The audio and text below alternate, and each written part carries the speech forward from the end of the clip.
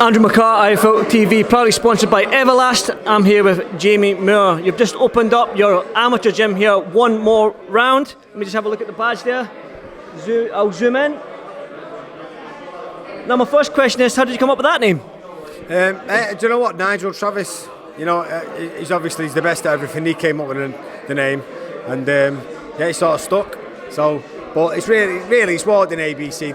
The building is one more round as the gym, but obviously the club is Warden ABC, and it's been a long time coming. It's been a lot of meetings and hard work to get off the ground, but it's been open about 7 or 8 weeks, getting kids in slowly, and so it's the official opening today, but it's been open about 7 or 8 weeks, and the impact it's had on the kids' lives already is unreal. So it's already been well worth it. What made you do this, Jamie? I mean, you're a successful fighter, you're a successful head coach in terms of your fighter Chantal Cameron, Jack Carter over there. What made you do this? What made you give back to the community? Exactly that. I lived here all my life. I've never been out of this area, and the shopping centre where this gym is, it's got the worst antisocial behaviour record in Greater Manchester.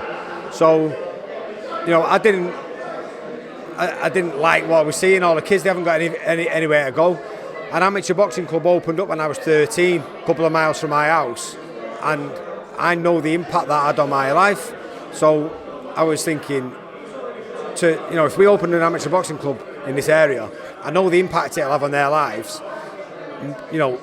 Hundreds of them, it'll change forever, and we'll never even hear the stories. Every now and again you get a boxer who's successful and thanks his amateur club or whatever, but the real success is the impact it has on the local community in terms of the way it changes their attitudes, sense of belonging, discipline, respect, all them things what an amateur boxing club teaches the kids. That's what's been missing in this area, and I know the impact it had on me, and I wanted to give that opportunity to the kids from around here. So, like I say, it's been a lot of hard work, and Charlotte from Maverick Stars has been a godsend, because I've been that busy over the last 3 years.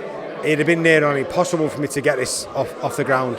But she's done a lot of the legwork over the last couple of years, all the meetings, getting it all passed with the police and the councils and stuff like that. And you'd have thought the police would have tried to help you, which they have in the end, but at first they was sort of digging their heels in. They thought it was going to cause problems. We had to say to him, you don't realise the impact it has. It'll actually fix a lot of the problems, so please just give us the opportunity to do it, and they have, and I'm sure we'll see the benefits as the years go on. You mentioned the last 3 years you've been busy, so how much of your time will be spent in this gym? Have you got employees, some other coaches that are going to be here when you've not got the time? Yeah, so I've got an ex-amateur colleague of mine, Chris Ogden. He used to box with me at Hulton ABC.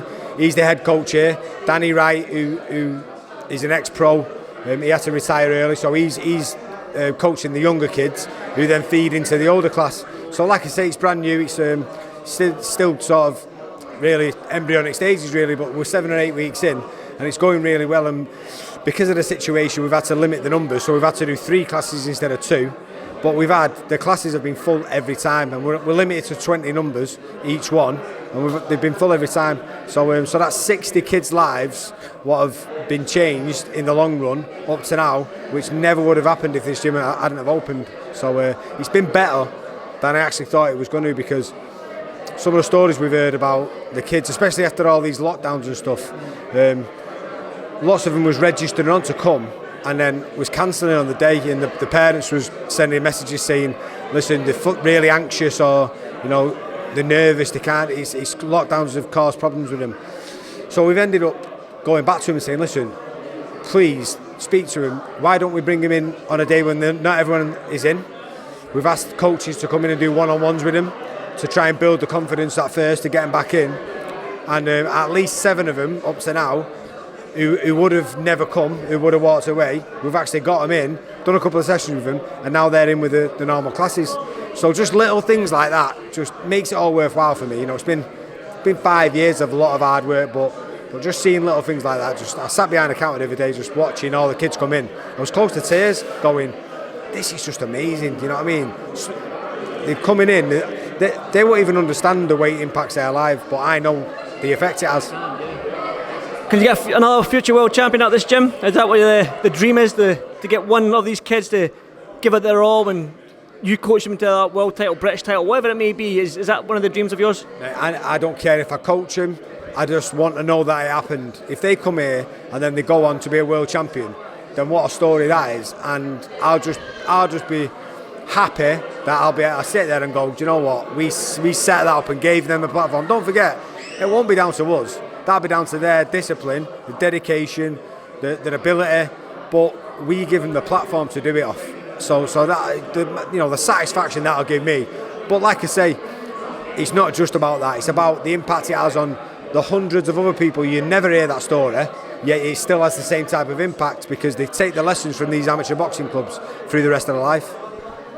You know what? I've got you in this boxing ring. The real reason, because Nigel's around. I've got you in this ring, so I know if he comes in this ring, I can feel it and I can see it. I'm not getting my pants pulled down this time. I thought you meant for me and him to spar. I would love to spar him. Get him in. Where is he? Travis. Where is he? Watch. Usually when he sees me in a boxing ring, he gets nervous. Nigel. Me and you in here now sparring. Yeah. No. Bare knuckle. Yeah, you're right. You called it. Look, he's not coming. He melted like an ice cube in the sun. I want to talk about Jack Carroll, man. He's here, man. Put me on the spot on my interview with him. Told me to FaceTime Josh, and I thought, fucking hell, man. I was like, shit, man. So put me on the spot a little bit. I was hoping Josh wouldn't pick up, if I'm brutally honest, but Josh picked up anyway. So they were respectful and stuff like that. But Jack really wants that fight, and he to be fair, Jack, he steps aside so Josh can get that undisputed. I mean, the honourable thing is for Josh, and he said he will take the fight with Jack. So how desperate is Jack? I mean, you were Jack in the gym and stuff like that. You see him, how desperate is he for this fight? But it's nearly three years now since he was made mandatory, and so you can imagine he's nothing about Josh Taylor in that sense. He's just desperate for a big fight and to try and fulfil his ambition of becoming a world champion. Obviously, he's got the biggest task he could ever have asked for in Josh Taylor because he's such a good fighter, undisputed champion. So in a way, it's the most difficult, but it's the biggest challenge you could have ever wanted and asked for. So it's stuff dreams are made of. So as much as a difficult fight we know it is, it's also the ideal situation because he gets to test himself against the best. And I've always said, Jack will perform better the better opposition he's in with. He's been guilty in the past of dropping himself down to the level of the opposition. But I mean, we can't speak highly enough of Josh Taylor. He's unbelievable what he's achieved. I'm proud of him as a British fighter and coming from the UK for what he's done. But I just believe that Jack Carroll is capable of winning a world title, and him v Josh Taylor will be an amazing fight. That old enemy feel again, Scotland v England. I mean, we're shite at football, but at least we've got Josh, and we've got the world's strongest man as well. So we're all right when it comes to lifting and punching, so the football can get to fuck. I'm not bothered about football, it's shit. No, mate, and listen, we're never going to win the Euros. I can't see it in a million years, and I actually wanted Scotland to go through last night. You texted me last night. Yeah, exactly. I was the one who got you out of bed, but I just think he's better all around. He's the banter and sort of the rivalry, the camaraderie and all that's great. So, but from a boxing point of view, there's no better thing than an all-British showdown. And like I say, I hope Josh's hand deals up well, and I hope that we can get on before the end of the year. One final word on this wonderful gym that you've got here. The turnout's unreal, man. There's kids all over the place, there's families, what I mean, there's a lot of media as well. So if a kid that does feel that anxious and he does feel apprehensive to come to a boxing gym, like I remember my first time going to a boxing gym, how I felt. Like it took me about 2 weeks to build my courage up to just go. Do you know what I mean? So if a kid does feel like that, man, what's the process for them to just come to the gym and just get a couple lessons in?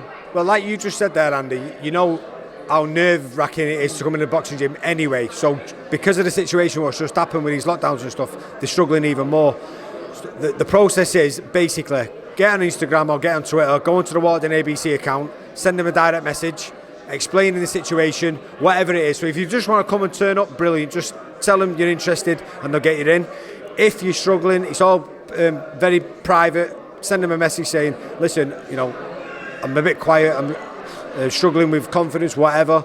Is there any way I can have a session? We'll get you in here, we'll give you 1 or 2 or 3 sessions, whatever it takes to get you through the door, build your confidence a little bit, and then we'll slowly incorporate it into the classes and just start helping people. Basically, the long and short of this, we want to help people, and if getting someone in a gym on their own at first gets them to the stage where they're doing it as a group class, and then as a knock-on effect then increases the fitness, the confidence, then I mean that's just worth its weight in gold, isn't it? Definitely. Well, like I say, I commend you for what you've done here. I mean, like I remember this going up on Twitter a long time ago. You were talking about it and stuff like that. So to finally get it over the line, to finally see all these kids, all this media, fighters, ex-fighters come down, even yourself and the madman that is Nigel Travis, who's here as well. I mean, well done to you, Jamie, and hopefully a lot of fighters and other people around the boxing community, the world, can do this, especially in the UK. So I said this before in an interview. I said if everyone in different areas, if one person did it who was in a position to do it,